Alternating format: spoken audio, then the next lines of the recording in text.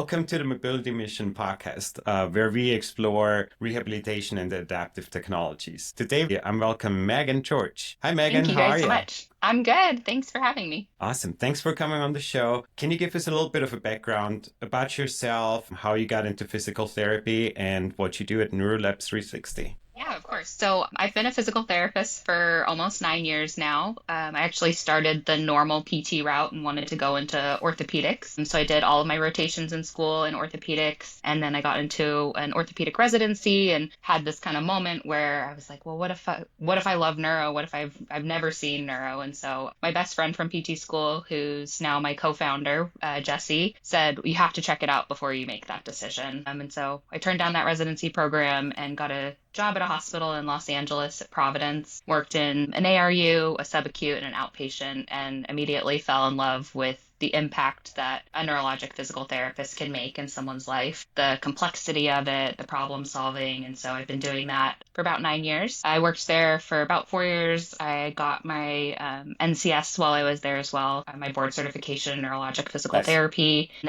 then kind of end of 2020, early 2021, started to get pretty frustrated with the insurance-based model, hospital limitations on what a physical therapist can do with their patients. And Jesse and I just said, we talked about starting our own business, so we kind of decided to take the leap and early 2021 incorporated as a nonprofit and opened our doors in 2022. And so I'm one of the co-founders of Neuro 360.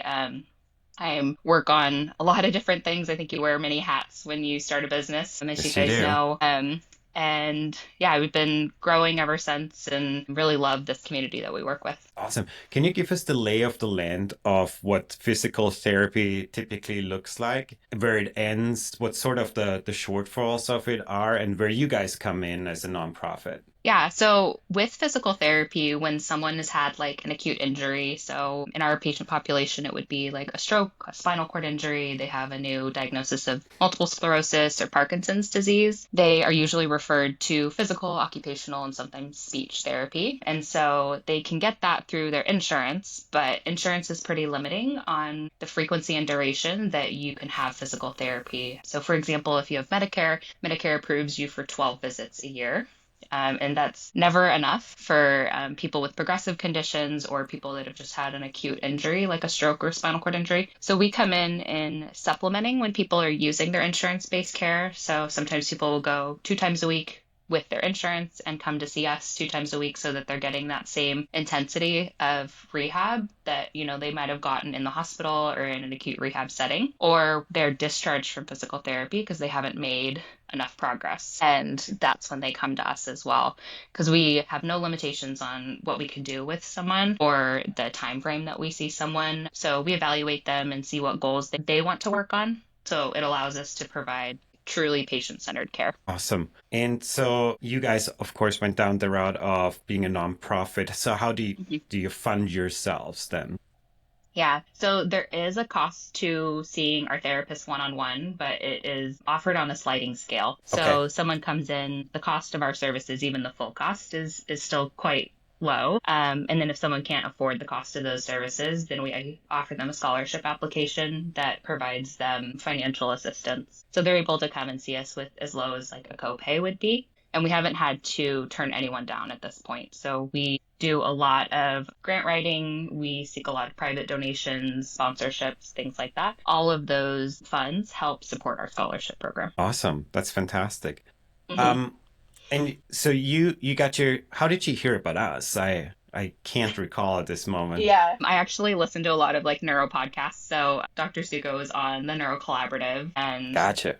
my husband's an engineer, and so I like heard, about like the engineering aspect of it and went home and talked to him. I was like, how cool is this? Like someone finally came up with an adaptive shoe that doesn't look like a medical device and helps such a variety of the people that we work with. So that's how I heard about you guys, reached out immediately. I think I talked to your dad about like becoming a coach and, started trying the shoes and immediately got was sold into the benefits of it. Awesome. Tyler's father-in-law is actually our coach's manager. So you spoke to him. Thanks for joining Yeah, the he was awesome. program.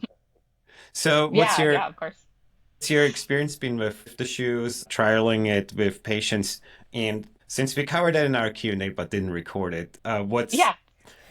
what's sort of the best use cases for them? Who should check the shoes out from your personal experience? Yeah, so we see a wide variety of like patient populations here. So stroke, spinal cord injury, multiple sclerosis, and Parkinson's disease are the ones that I've used that with the most. I also have had a few patients with ALS that has been really beneficial for. So it's kind of different for each patient population, but those people that are either don't have the strength to lift their foot or clear their foot all the way during swing, or patients that so a Yes. lot of different patient populations, a lot of different use cases. Usually what I do is like if I see someone that's having issues with clearing their foot during swing and they're really just kind of catching the front of their foot in any phase of gait, I'm like, let's put these on and see what happens. And so what I've really seen is people have a significant decreased fear of falling, and because of that, they're increasing their walking speed. So with all of those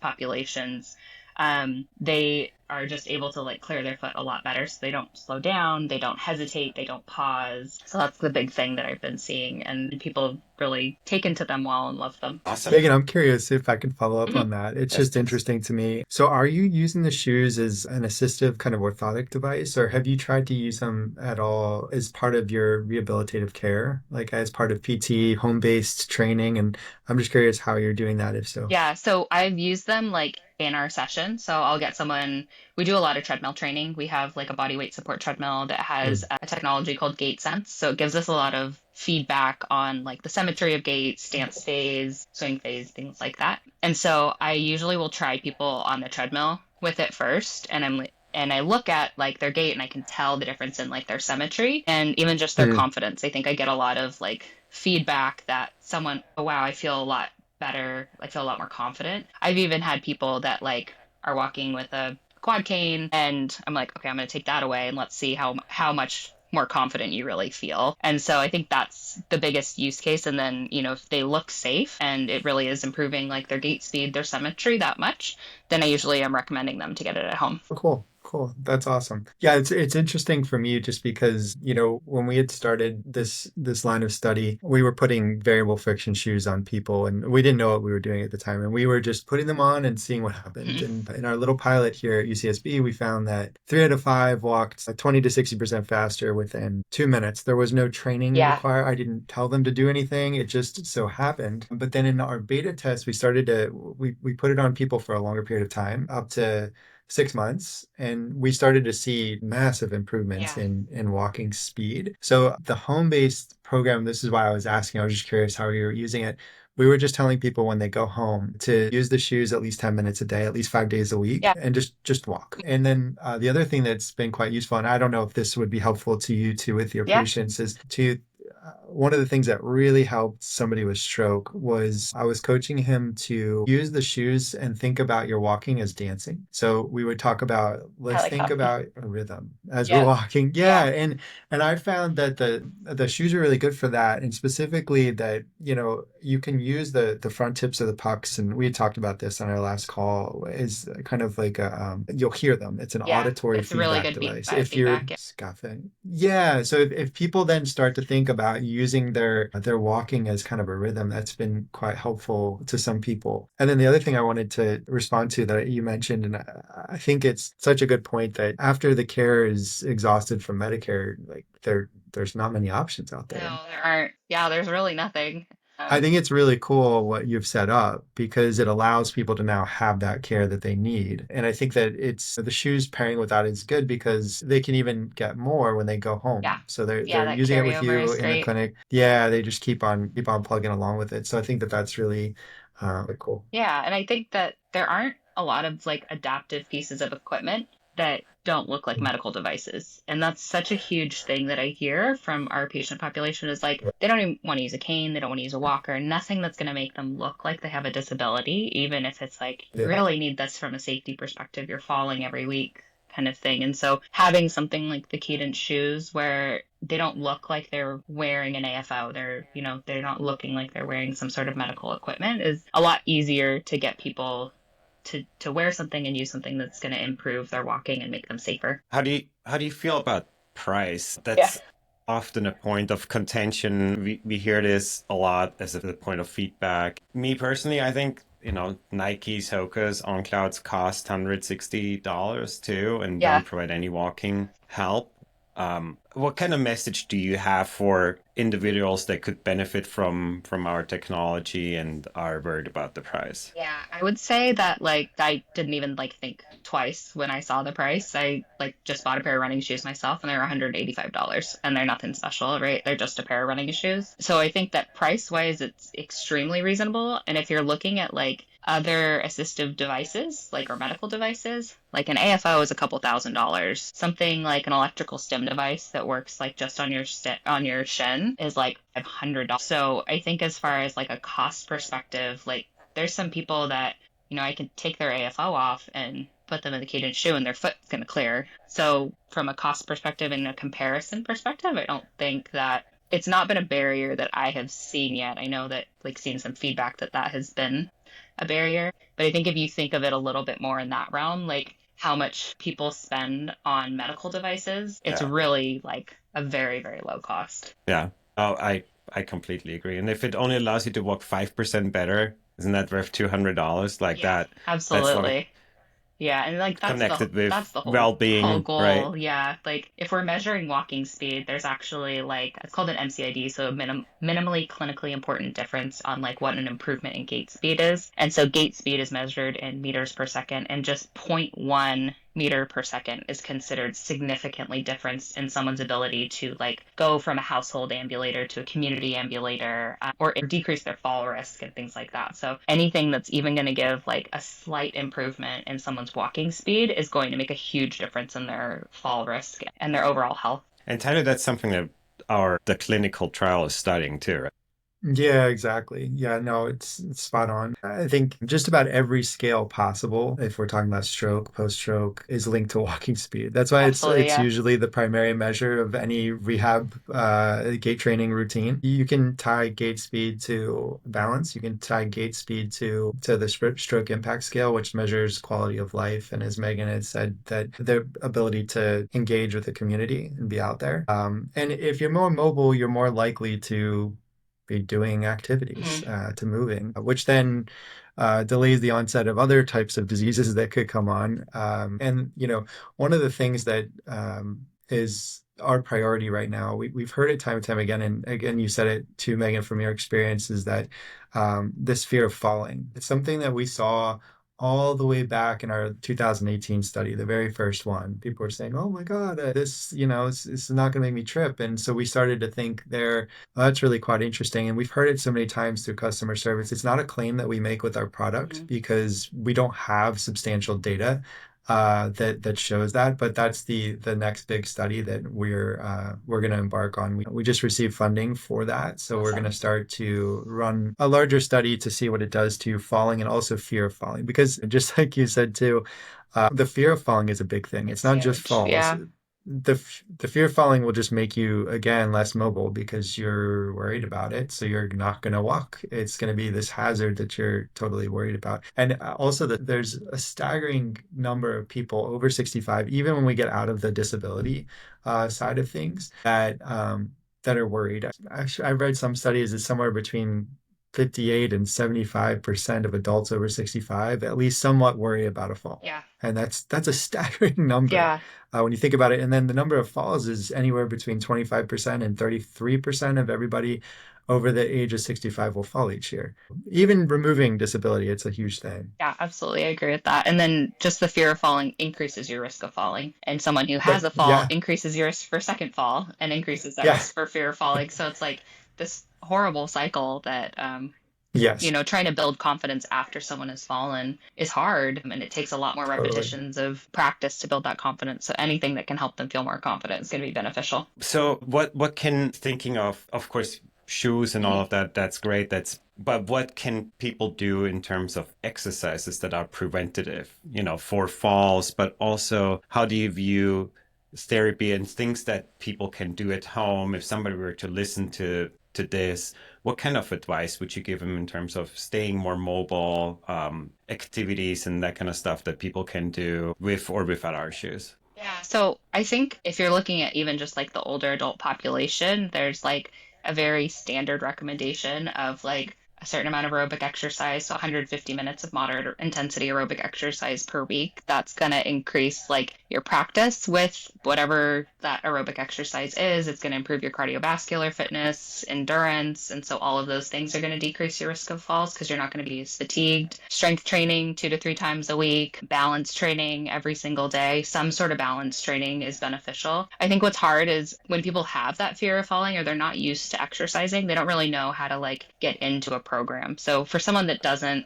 it's just an older adult, like even working with a trainer to get a good program that is safe for them and appropriate for them, and then just being really consistent with that. All of those kind of general exercise recommendations are going to decrease your risk for falls. And then as far as like the neuro population, I think seeing a physical therapist that specializes in neurological disorders and getting an evaluation to figure out why, like what is the cause of your imbalance issues. There's some people that I see that I just do a couple sessions with, and I'm building a home exercise program for them, and then they're kind of like checking back in. So it's really Do getting. they sti Say again. do this program? So general compliance for physical therapy, I think, is about 10%.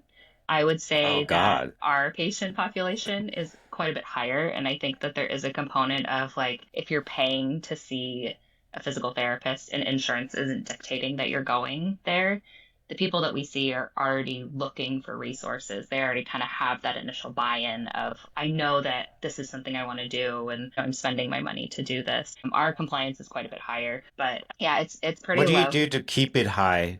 Do you have some sort of incentive system with your No. patients, or how do you keep them motivated? I'm just Yeah, curious. yeah. It's mainly education. Education is like a huge component of our our physical therapy practice because we all of our sessions are an hour long. We see people more consistently. We're never double booked. We don't use aides or anything like that. You're seeing your therapist. You build that rapport with that therapist. You have that time to really spend on education. And I think once people have the education of like, oh, this is why I'm doing this.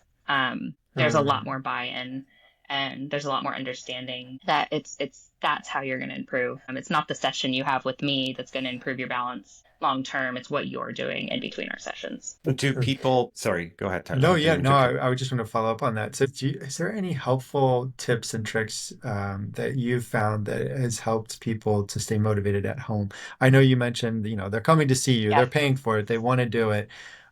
But has there been anything that's kind of moved the needle for you when somebody does leave your care and goes at home? I think building, like with anyone, right, is building a habit of exercise. So I'm doing a lot of Mm, education on how do you build this into your everyday. If someone's like, I'm not going to, if someone comes in and tells me I'm not going to exercise in the day, I'm like, okay, well then how can we build things throughout your day that are going to improve your strength, your endurance, and your balance, right? So I'm not, mm. telling if someone comes in and says, I'm not going to do that, I'm not going to say, well, you have to. I'm always like working with that Yeah. person because they're not going to listen to me as soon as they leave, right? So Right. I'm always trying to problem solve, like, how can I make this work for you? Can you compromise with me? If you say no and I want 5 days a week, can we do three? Can you try three for 2 weeks and see how that feels? Most people see the benefits.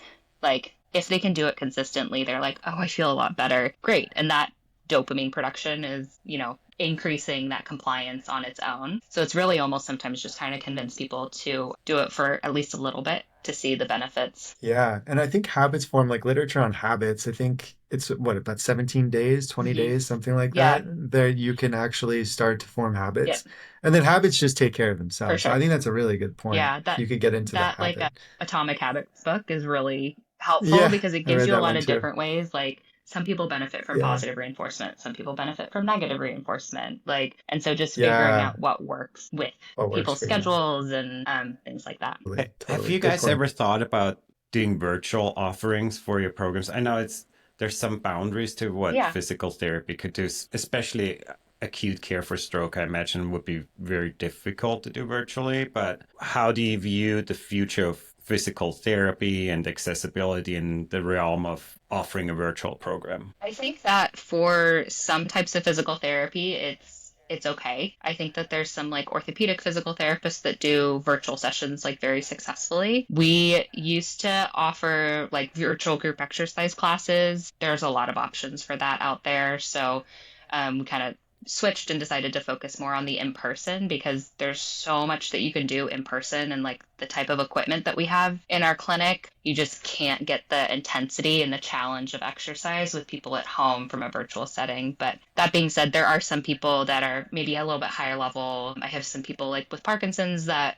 really just want to build an exercise program. And so I could do a virtual session with them because I'm less worried about them falling. But anyone that I'm worried about falling or might need a harness system for, or want to use more advanced equipment with, it just unfortunately wouldn't give them the same type of benefit as coming into the clinic. Got it. And so how do you look at the future of PT, and do you wish that more folks would follow your guys' sort of trajectory of nonprofit, and what's your experience been with being a nonprofit so far? Oh, that is hard. I think that especially with like what's happening with insurance and like the continued cuts and continued like difficulty with reimbursement, I think it's really hard to build an insurance-based model and not be seeing 16, 25 patients a day, double booked, triple booked, using aids and things like that. So for us, it was essential to be a cash-based practice in that regard because we want to make sure that we are not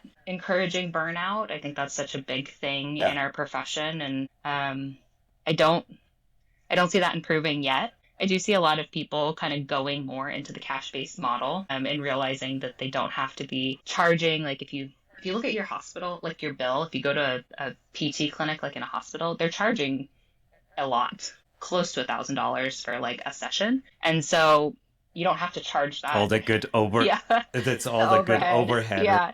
And so you don't have to charge that. Like that's not reasonable for people to pay. We charge obviously way less than that. Our sessions are only about 130 an hour, and that's mainly because we are a nonprofit and we can fundraise. I think getting into it would, it'd be wonderful if people could do more of the nonprofit status, but it does require a lot of work to get donations and make sure that that works. So it would be great if people And could do so, it. yeah, no. And so if somebody were to, like, as a PT, to say, look, I'm not following the insurance sort of route, the cash-based route, what's the biggest worry? Is it getting customers through the, or patients through the door, would you say? It might be patience. I think what I have heard is the equipment the equipment we have in our clinic was mainly provided by either donations or grants. And if you're not a Okay. nonprofit, you can't apply for those. You don't qualify for that. I think So another, you'd have to effectively buy all of these things that can be yeah, fairly expensive. extremely. Like we have an Alter G treadmill and we have like a body weight support treadmill training system. We have like a lot of advanced equipment in here, and all of that was funded by grants. We don't have like a capital funding budget where we go, oh, this year we're going to buy $100,000 piece of equipment, right? That has to be from a grant. And so that barrier with, as a nonprofit, you're never going to, as an individual, make a ton of money. And when you leave PT school, you have quite significant loans. I think the average Yeah. loans coming out of PT school is $176,000 right now. And PTs don't make the equivalent of what their degree is at now, Mm. right? So PTs are doctors. They have a doctorate degree. They've done advanced training. And so I think that there's been you're kind of stuck, right? So you have these huge loans. You're not making a lot of money coming out of school. So it's hard to say, oh, I'm going to Yeah. jump into the nonprofit world where I'm really not going to make a lot of money. How do you ever pay off your loans? So I Yeah. think there are a few barriers to that. I didn't do that right out of school. I was working a couple jobs at once to pay off my loans and things like that. So I think it's an option, but it's definitely not an option for everyone to do. It's not the path of least resistance It's for not the sure, path of it sounds. least resistance. And if you ever work for any nonprofit, you're not going to make a lot of money. So you really have to be in it for the work-life balance, I guess. Like I am able to start programs. I'm able to provide people therapy that I think is important. I don't have anyone saying no, right? If I have one of my employees say, I want to start this program, I'm like, great, let's find funding for it and start that program. I think that all of those are a lot more like intrinsic benefits that you don't get from working for a hospital-based system or an insurance-based system. Totally. So interesting. Thanks for sharing all of that. The You mentioned burnout in your Hmm. profession, and I realized that you in your setting might be at an advantage there because you can dictate sort of what your day looks like. You're in Yeah. double and triple booked. However, physical therapy, it probably depends on the severity of the case you're working with, Yeah. but to me, it still looks like it's heavily physically taxing Extremely. in a Yeah. lot of cases and also mentally taxing. So Mhm. how do you personally deal with that sort of stress? How do you balance work with fun Yeah. and your own mental well-being? Um, Mental and physical well-being, I should so I say. would say I was a little better about it. I have a 2-year-old, so anyone who has like young kids knows that that doesn't really exist until they get a little older. But so right now I just spend a lot of time with my family. But I think that keeping yourself like physically fit is super important, especially if you're working with neuro patients. Early in my career, I got injured a lot because I was always working and I was like, I'm going to help this person. And I kind of pushed my body and my brain to the limit. And it's really common for new grads to get injured in the PT world Mhm. because they don't really realize like your body is your job. And so you have to take care of that. There's no way you can work without, as a manual therapist, your hands, as a neuro PT, your whole body. So keeping yourself like physically Yeah. fit, all of the like general lifestyle, like sleep and exercise, nutrition, things like that. I think I still am able to exercise, which keeps me like able to do my job, but I also do a lot of like reflection of like, what does my body need? Like, I'm not going to be doing spin class every week. Maybe one week I need to do yoga because I had a lot of people that were out Hmm. very mentally taxing for me or physically taxing for me. And then I think the more experience you get, you kind of build up the how do you like sympathize with people and help them in their situation, but not take that home with you. So early on, How do you do that? That is I think that's just that I seems think like a that's just huge time. I task. don't know. I don't really know. I try to focus on like what can I help them with? Like there are plenty of things that are out of my control. I used to see a lot of people with transplants, so like liver, lung, and heart transplants, and they are Mhm. so medically complex and they have so many things going on. But if you just look at like this is where they're at now. This is who's in front of me now. How can I help you with the time that I have to you? We're not going back to the person you were before. I think in the ortho world, if someone injures their shoulder, you might be able to get them pretty close to where they were before. It's very rare. I have not seen it that someone's 100% going to recover from a stroke. Someone's 100% going to recover from an SCI. So you really have to be realistic with them and how you can help them. You're not going to completely fix someone. So having Yeah. that mindset going in. Oh, that's incredible. I mean, I can only speak for myself. I take work home. As a matter of fact, I'm standing in my own home, Yeah. so it's always I still do it. it's It's just in a different omnipresent. way now. It's just in a different way. Yeah, but that impacts somebody that went through a tragedy like a Mhm. stroke or spinal cord injury and what have you, like that. That's got to be so moving. So I can only imagine that that in the beginning must be really hard. Yeah. And I think if I hadn't made the personal experience of my cousin lost his lower leg in a motorcycle Yeah. accident and being there like I want to call it a few days after his accident and going through the experience of him having to make the decision of getting an amputation versus going through 15 different surgeries because that was the trajectory for Yeah. him. I cannot, and you experience that every single day. It's just balancing that I can only imagine must be extremely difficult and Yeah. not take that with you all the time. Yeah. I think that there's like a certain aspect of, I don't know a better word than like kind of hardening yourself a little bit because there is like a self-preservation where the stories I hear are like horrible. If I took that home with me, I would like never sleep. So I think there's a certain aspect of like listening and like sympathizing with someone and obviously hearing them and validating what they're feeling, but not internalizing that. And I honestly think that just comes with so much practice. PTs are by nature empathetic. And so it's very easy Mm. to take that home with you, to take those stories home with you. And not saying it never happens. There's certain stories that obviously just get to me, like being a parent now, there's definitely more stories that kind of get to me. Um, that affect me a lot more. But I think some of it's just a little bit of exposure therapy. If you think about like doctors and nurses, the things that they see on a daily basis, at some point you kind of have to put up a little bit of a wall to kind of protect yourself so that you can keep helping people and hearing these stories day after day and again and again. Totally. Tyler, how do you look at dad and the mental taxation, all of that. You've been working in this field much longer than I have, so you met many more PTs and professionals in the medical field than I have. Well, it's funny that the reason that I got into this type of a field years ago was just that I found great inspiration in it. If you can see somebody that's had a circumstance that's much worse than your own, and they're working Mhm.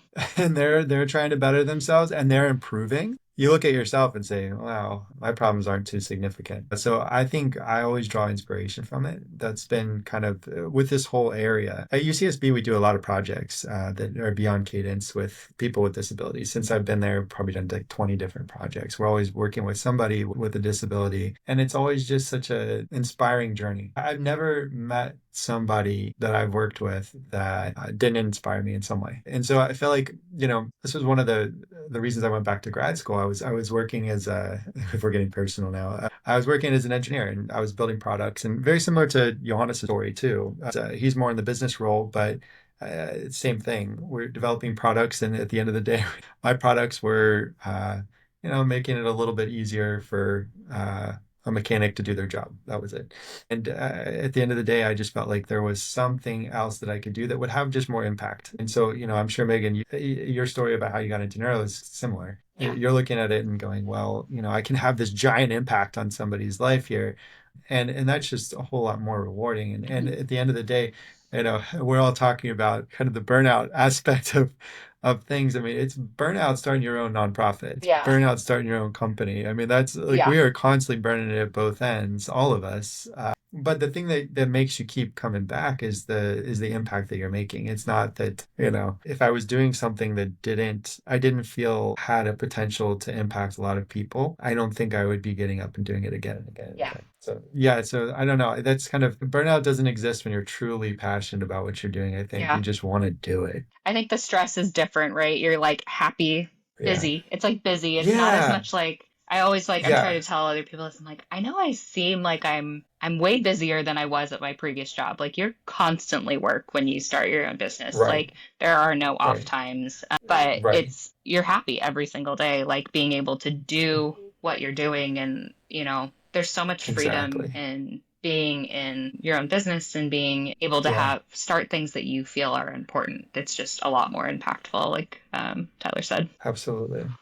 There's no Sunday night dread of Monday morning, right? No, No, yeah, there there isn't. There's isn't. Yeah. excitement of Monday. Like If anything, great, I'm like, okay, I get a especially with break. young ones, Yeah, right? I get a break now from my 2-year-old, and I love her to death. Yeah, But oh my God, exactly. I know. I know. And I feel like you start to feel more feelings when mhm. you start your business. Is a kind of a funny phrase, right? Like I feel like there's a lot more anxiety baked in this. If you're just going in, you're being a PT or you're working with your clients, you leave and the facility is like on its own. It's running Mhm. itself. There's nothing, you have to do. You just come back to work the next day. And as long as the hospital's still in business, you've got a Yeah. job and you go home at 5 o'clock and you clock out. When you own your own business, and I'm sure this happens to you, there's no clocking out. Mm-mm. You leave and then, oh God, the next problem is on my Yep. mind. Yeah. It's gonna come Something's up. wrong. Maybe Yeah. there's one of the pieces of your equipment are down Yep. or rent's due or, finance. Oh my Yep. gosh, HR problems, everything else that you deal with. Yeah, all these things that you don't learn in PT school. I think we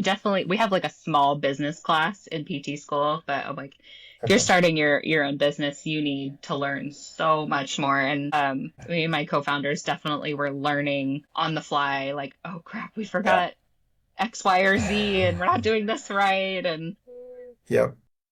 yeah, but I think you grow Yeah, so for much as a sure. person when you build your own thing, right? You like are Yep. pushing yourself in ways that you really never thought you would. I think it's improved my ability to like be a therapist, and then also just like as a human, I've learned so many things, and so many things I didn't think I would be able to do. That's awesome. Yeah, So we're up against the time here, Mhm. but Megan, I want to give you the opportunity to share with people how they can get in touch with you, be it as a patient or as a fellow neuro PT, Yeah, because you guys also you have quite a large following of neuro PTs on your yeah. Instagram account. So where are you guys located? Where can people find out about you. Which kind of areas do you service? Yeah, so we're located in Encinitas in San Diego, so North County, San Diego area. We service all of San Diego, and then we also have people coming in from like Riverside, Irvine, Orange County, and things like that. People can find us online, neurolab360.com. All of our contact information is on there. We have a wonderful clinic coordinator that is on top of it. And so her name's Raquel. So she is amazing at answering questions. And if people have questions about our services or how they get in California, people have direct access to PT. And so you actually don't need a referral. You can call and Oh, I get didn't know scheduled. that. Yeah, so you can be seen for up to 12 visits without a referral in California. So, and then for occupational therapy, you do need a referral. But yeah, that's kind of the best way to get in contact with us. If anyone wants to come and do a tour, you can also email us. My email is just my name, Meagan @neurolab360.com. Welcome to come ask us questions. We're always open to meeting anyone, talking with anyone. We love new ideas. So if someone, hears about something that's needed in the community, we like working with those individuals as well. So, Awesome. Well, thank you so much for coming on the show. yeah, Tyler, any closing thoughts from your end? No, I just appreciate Megan being here. Thank you. thank And you it was guys. really inspiring to hear your story. I think it's really cool what you've done. And I think that, the work that you're doing is helping a lot of people then in a service that they wouldn't otherwise be able to have access to. Well, thank you So guys it's so awesome. much. Well Really done. appreciate it. Yeah, thanks, Megan. Thank you. Appreciate you. And thanks for being part of our coaches program and Of sharing course. Cadence with those it's relevant to. And yeah, we just appreciate all the Yeah. work you guys do. Thank you guys So for thank inventing you. an awesome kind of quote assistive device, I guess, adaptive shoe that people are really loving. So we really appreciate it from the That's therapy awesome. community. Thank All Thank you. right. you. Thanks. Bye, Bye. guys. Bye.